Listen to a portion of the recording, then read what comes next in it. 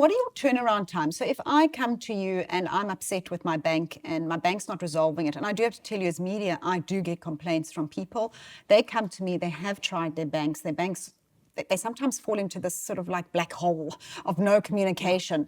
I'm able to often start that level of communication through, obviously I have that access, I can send that email through to the bank, and often that does help, but it may be a very complicated case. And when it's a complicated case, it requires you being able to investigate and to look at documents and to look at statements.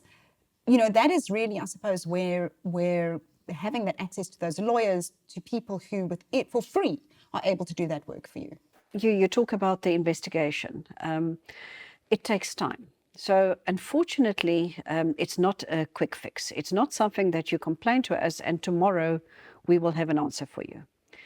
I think in our case, it's more that we'll have the correct answer.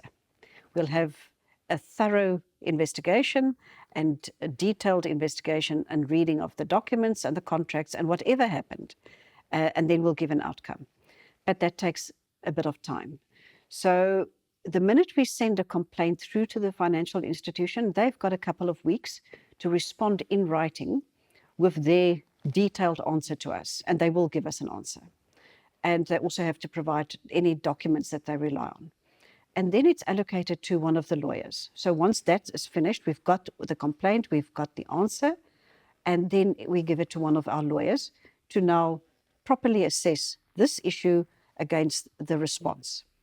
And sometimes it requires further investigation, more questions to be asked, going back to the consumer with, allegations forwards and backwards. So it can take anything from a month to 6 months.